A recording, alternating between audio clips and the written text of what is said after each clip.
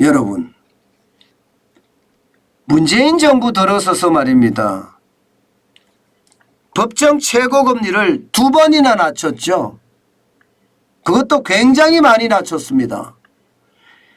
2018년이죠. 2018년 2월에 당시에 27.9%였던 법정 최고금리를 24%로 낮췄습니다.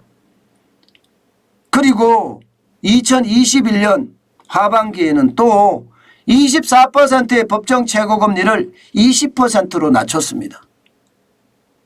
법정 최고금리가 낮춰졌다.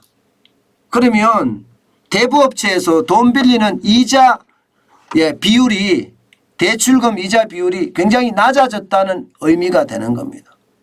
돈 빌리는 사람 입장에서는 저는 굉장히 좋은 조치라고 생각을 해요. 예. 그런데 말입니다. 대부업체 입장에서는요, 조달금리가 높잖아요. 대부업체들이 돈을 빌려주려고 그러면 돈을 빌려와야 되잖아요.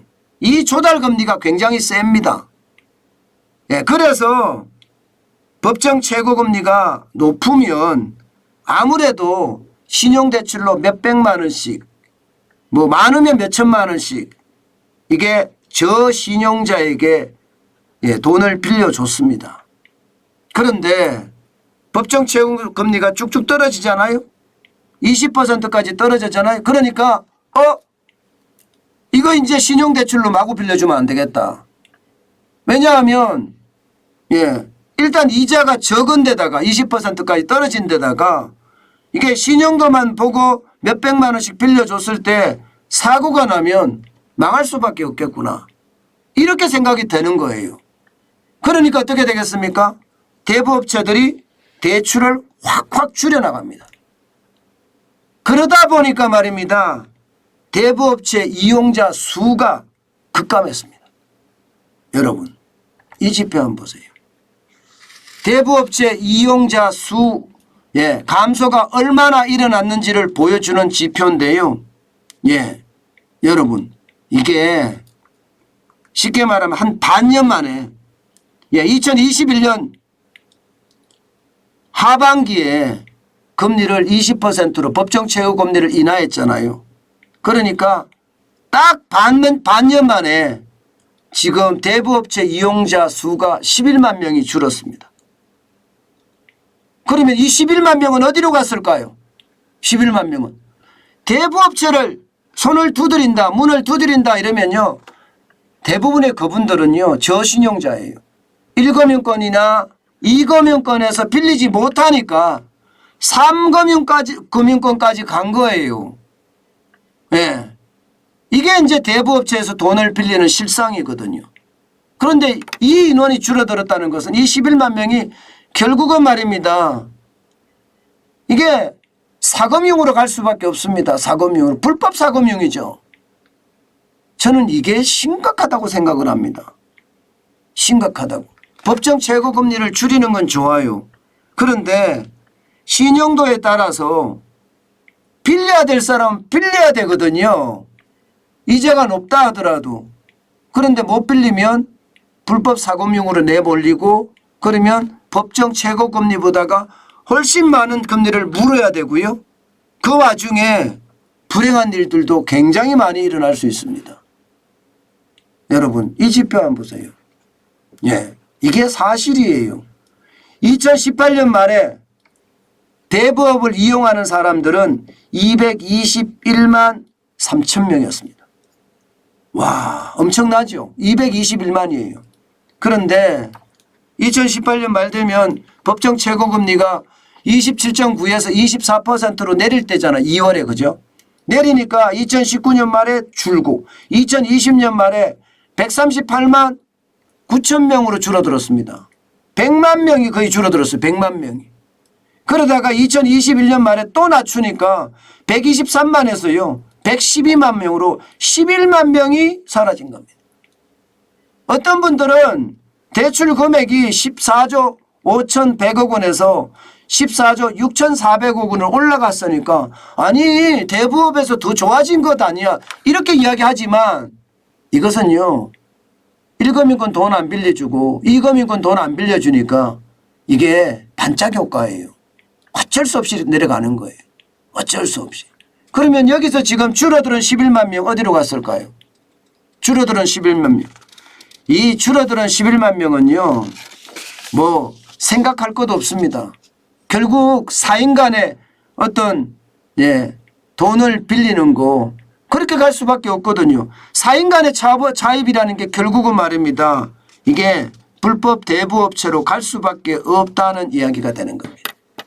그 근거도 보여드릴까요? 그 근거도 보면 여러분 대부업체 대출 성인율이 뚝뚝 떨어집니다. 2018년에 12.6%였던 것이 2019년에 11.8%예요. 그리고 2020년에는 10.8%입니다. 굉장히 많이 떨어졌죠. 그러니까 그만큼 말입니다. 대출을 안 해주는 겁니다. 대부업체도. 내가 망할지 모르니까. 실제로 말입니다. 대부업체 중에는요. 옛날에 여러분 사나머니 진짜 많이 나왔잖아요. 안 나오잖아요. 다 철수하는 거예요. 한국시장 철수하겠다 이렇게 나오니까요. 예. 지금 대부업체 남아있는 데가 그렇게 많지가 않을 정도로 확확 줄어들고 있습니다. 이렇게 되면 여러분 진짜 힘든 사람들은 결국 말입니다. 이렇게 불법 사금융으로 들어갈 수밖에 없어요. 게다가 제가 지금 데이터를 보면 2017년, 2018년 데이터입니다. 여기에 대한 정확한 데이터도 정부가 잘 없어요. 데이터를 찾아봐도 참 힘듭니다.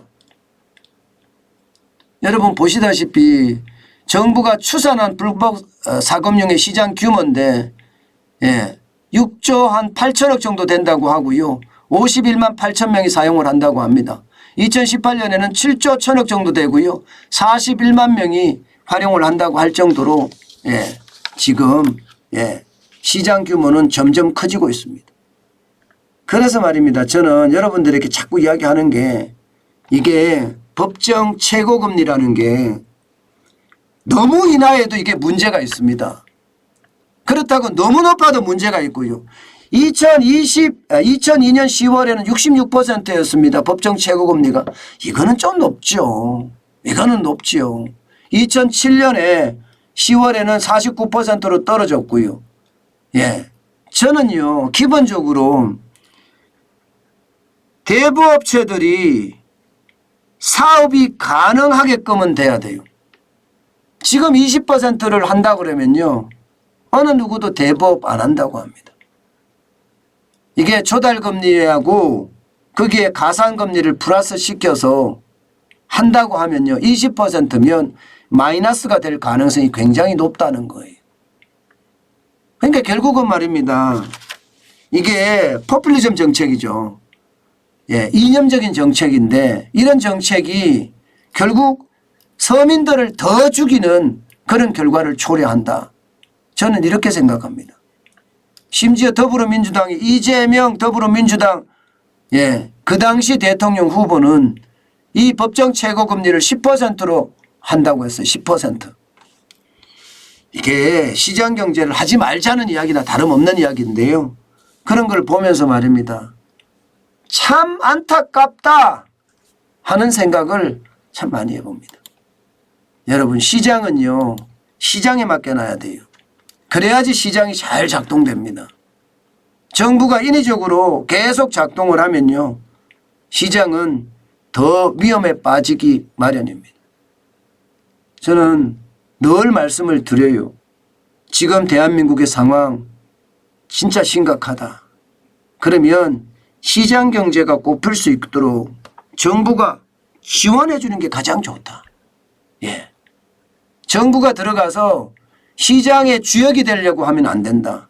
문재인 정부 때는 시장의 주역이 되려고 했어요. 일자리도 정부가 만들겠다.